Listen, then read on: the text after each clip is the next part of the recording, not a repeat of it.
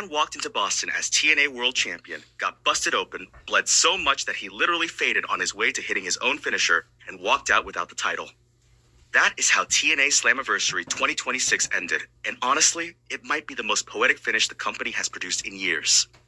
Today, we are doing a full audio narration review of TNA Slammiversary 2026, live from Agganis Arena in Boston. By the end of this episode, you will know every title change, every surprise, every wild moment, and what it all means for TNA going forward. I've got someone who watched every single second of this show, and I want to start right at the top. Walk me through what the atmosphere was like before a single match even happened. So before we even get to the wrestling, the show opened with something genuinely moving. The entire TNA roster came out to the stage for a tribute to Joe Doering, a former TNA star who passed away at age 44 after a lengthy battle with brain cancer.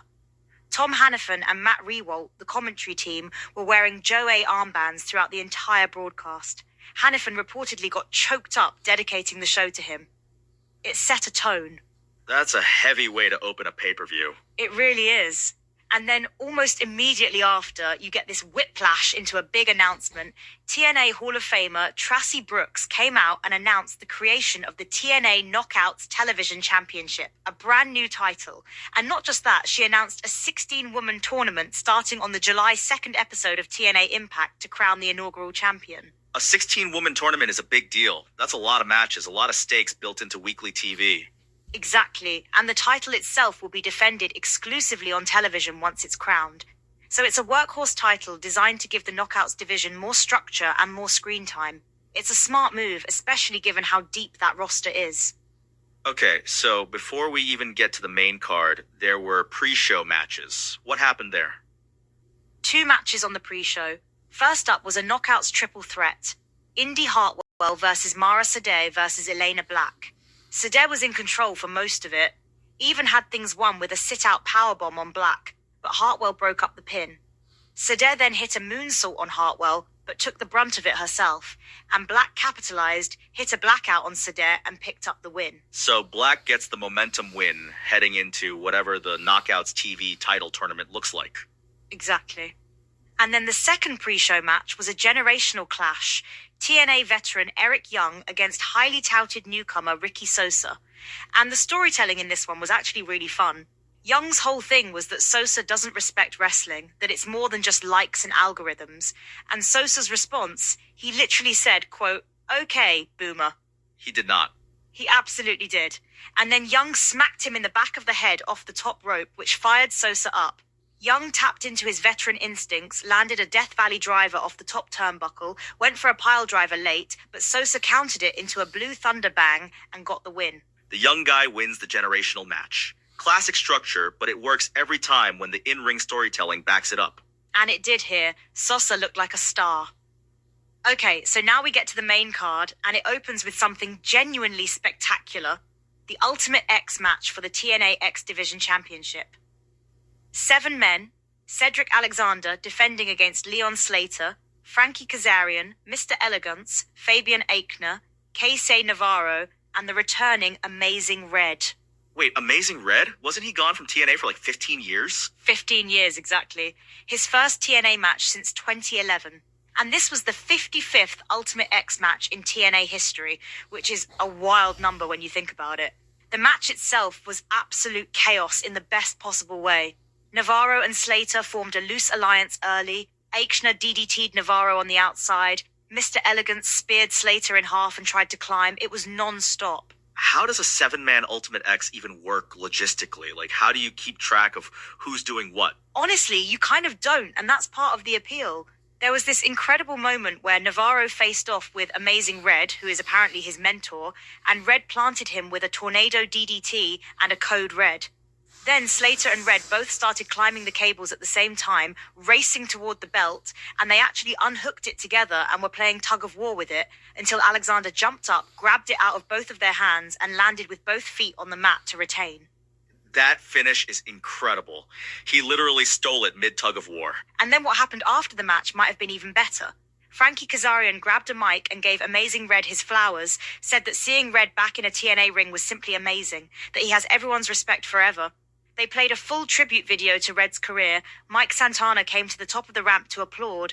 The crowd chanted, "Thank you, Red." And then Red was announced as a 26 TNA Hall of Fame inductee. That's a full emotional arc in like 10 minutes. Match, moment, tribute, Hall of Fame announcement. TNA packed a lot into that segment. They really did. And then we went from that into one of the most entertainingly absurd matches of the night. Elijah versus AJ Francis. And you need the backstory for this one to land. Give it to me. So Elijah refused to collaborate with Francis on some music, and Francis responded by purchasing the rights to Elijah's name, likeness, and music catalogue. Elijah talked to lawyers and arranged a deal where if he beats Francis tonight, he gets his intellectual property back. So the stakes are literally his identity. That is such a modern wrestling storyline. NIL rights as a match stipulation. And the entrance was perfect. Elijah walked out and started playing More Than a Feeling by Boston, because they're in Boston, and then transitioned into Seven Nation Army, which is kind of his theme, but got cut off because Francis apparently owns it now. Which the recap notes was, quote, probably news to Jack White. I love that. The show is self-aware enough to wink at the audience about how ridiculous the premise is. The match itself was wild. Francis went for a Styles clash, Elijah escaped. Elijah hit a stunner, Francis kicked out. Francis speared Elijah kicked out. Elijah hit a drifter destroyer off the top rope. Francis's manager Expressions tried to bribe Elijah mid-match. Elijah hit him with a guitar instead. Francis powerbombed Elijah and hit a Styles clash. Elijah kicked out. And then Elijah hit a second drifter destroyer off the top rope and pinned Francis to get his name, image, and likeness back. And then walked away with a guitar with LEDs in it, apparently. A guitar appeared in the ring with LEDs in it. He slung it over his shoulder and walked away. That's the whole sentence. That's the whole moment. It's perfect. Okay, so we've had the Ultimate X, we've had the NIL match. What's next on the card? The Knockouts Tag Team Championship match, the Elegance brand defending against Ali and Rosemary, who go by Demons Bunty. And this one had some genuinely chaotic moments. The Elegance brand's manager, the concierge, pulled Ali off the apron to prevent a tag. Em and Heather double-teamed Ali relentlessly, but Rosemary got the hot tag and started dismantling Heather. How did it end? Rosemary tried to spray mist at Ash, who's associated with the Elegance brand, but Ash ducked behind the concierge, who took the mist to the face. Then back in the ring, Heather went for her finisher, nip and tuck, on Rosemary. Rosemary escaped, hit a reverse bulldog, and pinned Heather to win the Knockouts tag titles. New champions, Ali and Rosemary. That's 2 title changes in the first half of the main card. TNA was not playing around tonight. Not even a little. And then we got the International Championship match, which had a whole pre-match mystery element. Mustafa Ali issued an open challenge, but there was a wrinkle. Both authority figure Daria Ray and Director of Authority Santino Marella had each found a separate opponent for Ali. Marella suggested making it a triple threat, he called it a 3-ways dance, and both opponents would be revealed at match time. So Ali didn't know who he was walking into the ring against. Correct, and the first reveal was Rich Swann, and then the second opponent, Uhaa Nation, formerly known as Apollo Crews in WWE. That was the big debut of the night. Uhaa Nation debuting at Slammiversary. That's a significant signing for TNA. Massive. And he made an immediate impact. Literally military pressed Ali out of the ring the moment the bell rang. The match was a sprint. Uhaa hit a massive splash on Swann from the top. Ali hit a Styles clash on Swann from the top rope onto Uhaa. Swann hit a 450 on Uhaa. There were German suplex sequences. It was relentless. How does Ali even survive that? Barely, and with some help. A character named Tasha Steeles got on the apron and pointed to the entrance, where Special Agent Zero was walking to the ring. That distracted Uhaa. Ali attacked him from behind, and then Swann went up top. Ali dodged a move from Swann, caught him in a bridged suplex, and got the 3 count to retain. Despite being outnumbered and outpowered, Ali survived. So Ali retains, Uhaa Nation makes a huge debut, and the crowd gets a surprise. That's a lot of value packed into one match. And then we got what might be the most visceral match of the night, Moose versus Eddie Edwards in a no-surrender match. The stipulation is specific. The only way it ends is if a corner person throws in the towel. Moose had JDC in his corner. Edwards had his wife, Alicia. That stipulation immediately raises the emotional stakes. It's not just about the wrestlers, it's about the people who love them. Exactly. And the match delivered on that. Edwards kicked Moose in the face as he was getting into the ring. Moose responded with a powerbomb onto the apron, one of the hardest surfaces in wrestling. Edwards pulled out a length of chain, balled it up, and clocked Moose with it. Then he tied the chain around his knee and went for a running knee strike. Moose caught him with a powerbomb. And then it got even more chaotic from there, right? Edwards zip-tied Moose's hands to the second rope and beat him with a kendo stick. JDC looked like he was going to throw in the towel, but Moose begged him not to. Then Moose's wife jumped the barricade and tried to throw in the towel herself. Edwards left the ring and knocked her down to get to JDC, and then Moose's son came to check on his mum, and Edwards grabbed him and pulled him into the ring. He pulled the kid into the ring? He did. Moose's son hit a low blow to avoid a powerbomb. Moose's wife slapped Alicia Edwards, and then Moose broke both zip ties, just snapped them, and speared Edwards twice. JDC threw Moose the Moose wrapped himself in it, speared Edwards a third time, and busted him open. Then he lined up to spear Edwards through a table, but Alicia ran in between them and threw in the towel to protect her husband. So the wife ends the match to save her husband. That's actually a really emotionally complete ending to a feud. It reframes the whole thing. And then after the match, JDC hit Edwards with a stunner, and Moose speared both of the Edwards through the table anyway. So Moose got the last word physically, but the story ended with Alicia making the call. That's the image that lingers. Okay, so we've had Moose winning, Ali retaining, Ali and Rosemary winning the tag titles, and we still have 3 more matches. The Knockouts World Championship, the Tag Team Ladder match, and the main event. How are we doing on title changes? 2 title changes so far on the main card, and the next match added a third. Lei Ying Lee defending the Knockouts World Championship against Zia Brookside. And this one had a really specific story. Brookside turned on Lee earlier in the year, cost her a title match, and then earned this shot by pinning Lee in a Champions Challenge.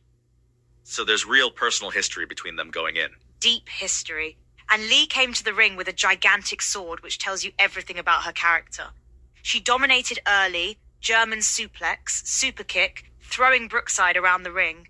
But Brookside targeted Lee's leg after Lee's leg hit the ring post on a missed super kick. She worked that injury methodically. Smart strategy. Take away the champion's mobility. Lee kept fighting back, fired up, hit a 10-punch in the corner, threw an exploder suplex, but the leg kept giving out. The finish came when Brookside set Lee up on the top turnbuckle for a move called the Brooksy Bomb.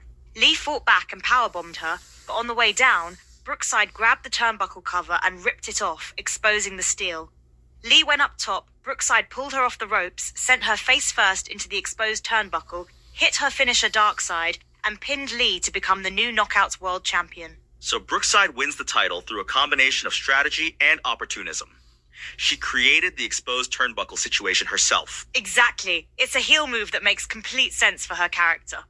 And then we went straight into the TNA World Tag Team Championship ladder match, 4 teams, titles hanging above the ring.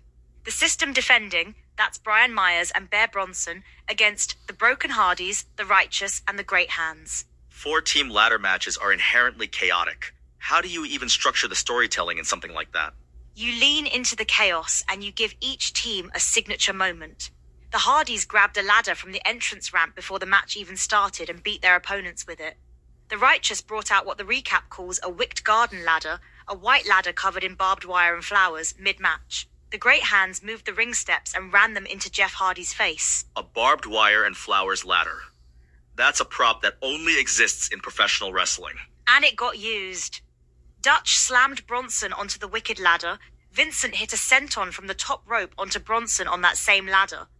There were 4 tables stacked at ringside at one point, and the finish, the Hardys pushed a ladder over with both Dutch and Bronson on it, sending them both crashing through all 4 tables.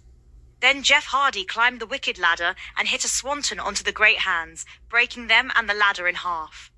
Matt set up a ladder in the ring. He and Jeff climbed up together, and they grabbed the TNA Tag Team titles. The Hardys win the tag titles. That's a significant moment for them, given where they are in their careers. And it's the Broken Hardys specifically. The broken Matt Hardy gimmick is back, which is a whole other layer of nostalgia for TNA fans. So now we've had 4 title changes on the main card heading into the main event. And the main event is Mike Santana defending the TNA World Championship against Nick Nemeth. Give me the context on this one. How did Nemeth get this shot? 8 months in the making. At Bound for Glory in October 2025, Nemeth and Frankie Kazarian co-won a 22-person Call Your Shot gauntlet, each earning a future title shot. Nemeth held on to his for 8 months and cashed it in here. Santana, meanwhile, was in his second reign with the title. He won it back in January 2026 from Kazarian and had made 6 successful defenses. His contract was reportedly expiring in mid-July, which added a real-world layer of uncertainty to the whole thing. So there was genuine ambiguity about whether Santana was even staying with the company. That changes how you watch the match. Completely. And the match itself started with a shoving match, transitioned into a lockup, and they played cat and mouse early, each trying to find an opening. Santana got a super kick in and dove over the top rope onto Nemeth on the outside. He was chopping Nemeth around ringside, threw him into the timekeeper's area, and then Ryan Nemeth, Nick's brother, appeared in the ring. Of course he did. Santana shrugged and got in the ring to beat him up, but the referee stepped between them and ejected Ryan. Santana climbed back out to get Nick, but Nemeth was waiting and clocked him with the Call Your Shot trophy, the same trophy he'd been carrying for 8 months. And that's when Santana started bleeding. And the blood loss becomes the actual story of the match. It becomes everything. Nemeth worked the bloodied Santana, dropped a jumping elbow, put him in a crossface, then a sleeper hold. Santana started fading, but he got to his feet, backed Nemeth into the corner and backdropped him to break the hold. They started trading shots, and Santana found a second wind, hit a spin kick, a rolling $150, a DVD off the ropes. Nemeth kicked out of all of it. So Santana is bleeding and still kicking out and still fighting. That's a compelling image. And then Nemeth hit a DDT out of the corner and landed his finisher, Danger Zone, on Santana and only got a 2 count. Santana kicked out. Then Santana no-sold a super kick and immediately hit Spin the Block, his finisher. Nemeth kicked out. Nemeth threw another super kick. Santana kicked out at 1 and delivered a super kick of his own. Santana went for Spin the Block again and faded on the way in. The blood loss caught up to him. He couldn't finish the move. He literally couldn't complete his own finisher because of how much he'd bled. That is such a specific, physical, earned way to tell a story. Nemeth hit a Danger Zone and got the 3 count. Nick Nemeth is the new TNA World Champion. According to the Wrestling Observer, this was the 66th title change in the history of the TNA World Championship, and Nemeth becomes the 16th wrestler to hold the title on multiple occasions. He also won the belt at Slammiversary in 2024, so this is his second Slammiversary title win. And Santana's second reign ends after 164 days and 6 successful title defenses. That's a real run. It is. And the show ended with the Nemeth brothers celebrating in the ring. No interference, no run-ins, no chaos, just 2 brothers celebrating a title win that took 8 months to get to. It was a clean, earned ending to a show that had been anything but clean for most of the night. So when you step back from everything, the tribute to Joe Doring, the new Knockouts TV title, the Hall of Fame announcement for Amazing Red, 5 title changes on the main card, Uhaa Nation debuting, the Hardys winning the tag titles, Nemeth winning the world title, what does this show actually say about where TNA is right now? It says, TNA came into this show with something to prove. There had been months of criticism, rumors about the company's future, questions about creative direction, and then they put on a show where nearly every match delivered, where the surprises actually landed, and where the main event told a story through the body, through blood loss, that you don't see very often. That's not an accident. That's a roster and a creative team that decided to make a statement. And the variety of the card is worth noting too. You had a nostalgia match with Amazing Red. You had a modern NIL storyline with Elijah and Francis. You had a brutal no-surrender match with real family stakes. You had a ladder match with a barbed wire and flowers prop. It's a wide tonal range for one show. And it mostly worked because each match had its own internal logic. The Moose Edwards match was brutal because the stipulation demanded it.